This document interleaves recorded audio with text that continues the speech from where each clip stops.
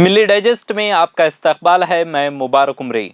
नाजरीन, गजा की पट्टी में छिड़ने वाली हालिया जंग अगर पास्ट की जंगों जैसी होती तो शायद अब तक जंग बंद हो चुकी होती, हलाक होने वालों को दफनाया जा रहा होता और यूनाइटेड नेशंस में इजराइल ये बहस कर रहा होता कि नई तामीर के लिए गजा की पट्टी में कितना सीमेंट भिजवाने की इजाज़त दी जाए।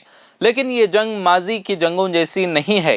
इसकी वजह सिर्फ हलाकतों की तादाद ही नहीं, जिसमें पहले 7 अक्टूबर को हमास ने इजराइल में ज़्यादातर आम शहरियों को निशाना बनाया, जिसके बाद इजरायली वज़ीर आज़म नेतन्याहू के अल्फाज में गजा की पट्टी से अजीम इंतकाम लिया गया, जिसमें हलाक होने वालों की अक्सरियत भी आम शहरियों की ही है।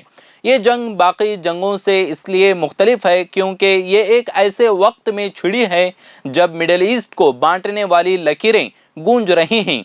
कम से कम 2 दहाइयों से खिते में पहले से ही टूट फूट के शिकार सियासी मंजरनामे की सबसे संजीदा दरार के एक जानिब ईरान और इसके इत्तेहादी हैं तो दूसरी जानिब अमेरिका की इत्तेहादी रियासतें। ईरानी नेटवर्क, जिसे अक्सर मुजाहमत का सेंटर भी कहा जाता है, लेबनान में हिजबुल्लाह, शाम में बशारुल असद की हुकूमत, यमन में हूसियों के अलावा उन इराक़ी मुसल्लह लश्करों पर मुश्तमिल है जिनको ईरान की जानिब से असलहा और तरबियत दोनों मिलते हैं।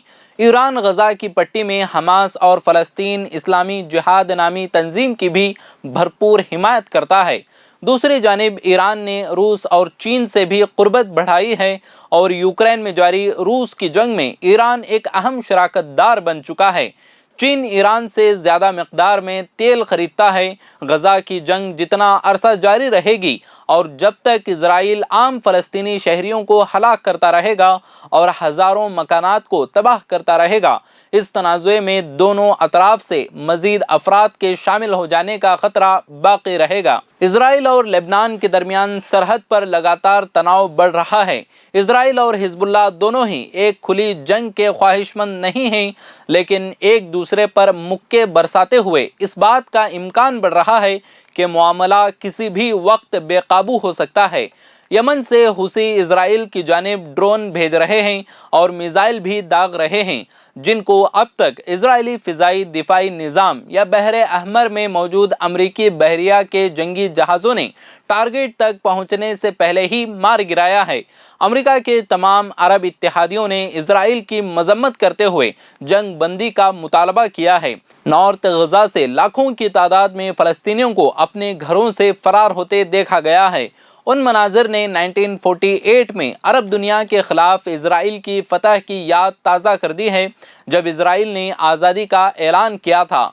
ऐसे में यहूदी कौम परस्त ग्रोहों की जानिब से ऐसी ख़तरनाक बातें हो रही हैं जिनमें नेतन्याहू की हुकूमत के एक वज़ीर हमास से निमटने के लिए गजा की पट्टी पर आइटम बम गिराने का भी कह चुके हैं।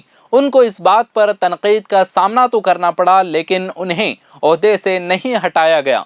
जहां तक गजा की पट्टी में जंग का मामला है तो इजराइल के मजबूत इत्तेहादी ममालिक के सीनियर सिफारतकारों ने मीडिया को बताया है कि इस जंग का खात्मा और इसके बाद की सूरत हाल से निमटना मुश्किल और मसाइल से भरपूर होगा। एक सिफारतकार ने इजराइल के साथ एक आज़ाद फ़लस्तीनी रियासत के क़याम की जानिब इशारा किया, जिसे 2 स्टेट पॉलिसी कहा जाता है, लेकिन यह तस्वुर नाकाम हो चुका है, जो अब सिर्फ एक नारे की शक्ल में ही जिंदा है। लेकिन इजराइल और अरब दुनिया के दरमियान किसी किस्म की अंडरस्टैंडिंग के चलते इस तस्वुर को फिर से जिंदा करना इस वक्त सबसे बेहतरीन ख्याल है, जो आसान काम ना होगा। दर्द, नफरत और ख़तरात से भरपूर मौजूदा माहौल में उस तस्वुर को जिंदा करना ही काफ़ी मुश्किल काम होगा और ये इजराइल और फ़लस्तीन की मौजूदा क़यादत के होते हुए मुमकिन नहीं हो सकता। नेतन्याहू फ़लस्तीनियों की आज़ादी के ख़िलाफ़ है। यही नहीं बल्कि उनकी गवर्नमेंट का दारोमदार उन यहूदी इंतहा पसंदों की हिमायत पर है जो ये मानते हैं कि उर्दुन, दरिया और बहरे रोम के दरमियान का पूरा इलाका खुदा ने यहूदियों को दिया और उसे इजराइल का हिस्सा होना चाहिए। بہت سے اسرائیلی ایسے بھی ہیں جو نیتن یاہو کو 7 اکتوبر کے حملوں کے بعد سیکیورٹی اور انٹیلیجنس کی ناکامی کا ذمہ دار قرار دیتے ہوئے ان سے چھٹکارا حاصل کرنا چاہتے ہیں، تو وہیں فلسطینی صدر محمود عباس بھی ووٹرز کی نظر میں بے معنی ہو چکے ہیں، کیونکہ فلسطینی اتھارٹی اردن میں سیکیورٹی کے لیے اسرائیل کی مدد کرتی ہے لیکن اپنے لوگوں کو یہودی ری سیٹلمنٹ سے نہیں بچا پاتی۔ ایسے میں لیڈرشپ کی تبدیلی ضروری ہوتی ہے اگر غزہ کی اس ہولناک جنگ نے اسرائیلیوں، فلسطینیوں اور ان کے طاقتور دوستوں کو امن کے لیے ایک کوشش کرنے پر آمادہ نہیں کیا تو جنگ ہی ان کا واحد مستقبل ہوگی۔